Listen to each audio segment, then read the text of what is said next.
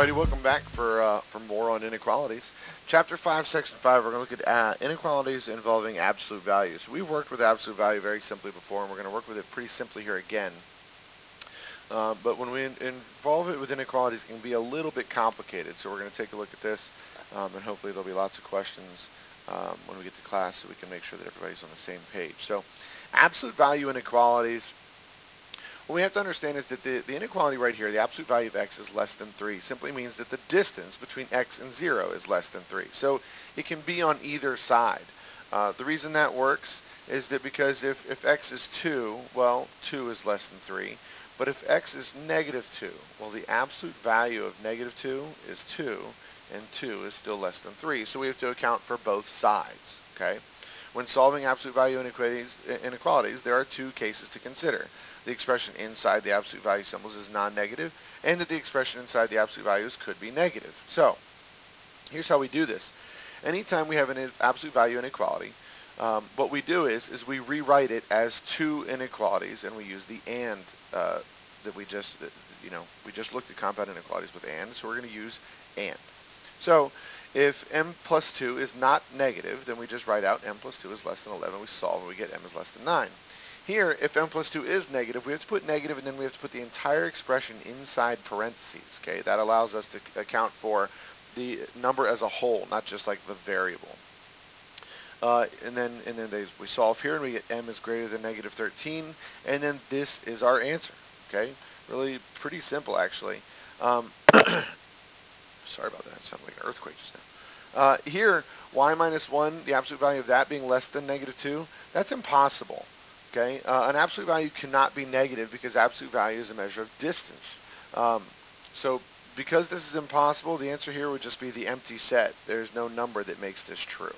Okay, go ahead and pause the video. See if, well, here, let's do this. 1b, that one's not possible. You can see right away. There's a negative right there, so we know that doesn't work. Okay, here, go ahead and pause the video, see if you can separate this into two inequalities and solve 1a. Graph that too. All right, go ahead and pause now. All right, so I've unpaused and I'm not done. I wanted you to see this step by step to make sure we're on the same page. So I've written out two different inequalities, okay? n minus 8 is less than or equal to 2, and negative quantity n minus 8 is less than or equal to 2. So we solve both these, we get n is less than 10. We solve over here, and how you solve this doesn't really matter. I'll go n minus 8 is less than negative 2, and then add 8 to both sides, so we have n, and actually, as soon as we made that negative, we got to switch directions here. Add 8 to both sides, and we have n is greater than or equal to 6.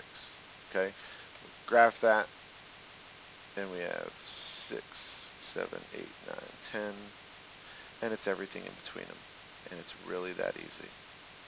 Okay, hopefully you got the same thing I did. If you didn't, make sure you make note of it, and we get some questions in class. Let's take a look at what's next. Just really simply a real-world example. So a recent survey showed that 65% of young adults watched online video clips. The margin of error was in 3 percentage points. So find the range of young adults who use video sharing sites, so like YouTube. So what we don't know is the percent that, well, here's what we don't know. The difference between the actual number of viewers and the number from the survey is less than or equal to 3. So the actual number of viewers would be our x. We don't know the actual numbers, okay? We know that the survey said 65%. So if we do x minus 65, that has to be less than or equal to 3. That's the 3% margin of error. We solve that and we get 68 and 62. So it has to be somewhere in between 62 and 68. It's really just that easy. Okay. Take a second, pause the video. You can probably do this in your head.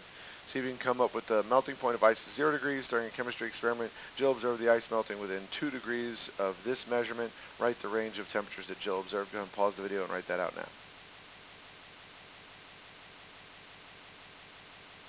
Alright, so you've unpaused. Hopefully you got negative 2 is less than or equal to x, which is less than or equal to 2. So within 2 degrees of that 0 that they found. Pretty simple stuff there. Absolute value inequalities that are greater than. If the inequality x is greater than 3, that means the distance between x and 0 is greater than that. Okay, this gives us an or situation, so it's going to be bigger than that. When it's less than, it's and. When it's greater than, it's or. Okay. Again, we have to solve for both sides or account for both cases. Other than that, everything is the same. So if we were to solve and graph each one of these, let's go ahead and pause the video here, try and get answers for 3A and 3B, and then unpause. Go ahead and pause the video now. All right, you've unpaused. Let's go and walk through 3A together. So we have 2K plus 1 is greater than 7, and we have 2K plus 1, and we'll put this in parentheses. Whoops, there we go. Is also greater than 7. So what happens is we have 2K, and I'll solve these at the same time, is greater than 2K plus 1 is greater than 7, and 2K plus 1 is less than negative 7. We solve both of these and we get K is greater than 3, and over here we get K is less than negative 4. When you graph those, it's really just this easy. 3 greater than, negative 4 less than. And that's it. Okay, let's take a look at this one. We have r minus 6 greater than or equal to negative 5, and we have negative r minus 6 is greater than or equal to 5. Okay, so here we end up with r is greater than or equal to 1. Here we have r minus 6 is greater than, so we reverse it, less than or equal to 5. We have r is less than or equal to 11. Okay. Here we have r minus 6, we switch the inequality, is less than or equal to 5. And then we have r is less than or equal to 11. So we end up with these two. R is greater than or equal to 1, and r is less than or equal to 11. When you graph that one, you might notice something. Here we have 1, and this is everything greater than 1, and this is 11, and this is everything less than 11. Guys, that's everything. So that would be all real numbers. There's no numbers that don't work with that. So that's all real numbers. Okay. Let's take a second. That's it for this video. Another short video. I need you to try these 7 problems. Look for things. Make sure you can always plug numbers back in and check your answers to make sure they work. That's it for the videos. I will see you guys in class. Bye.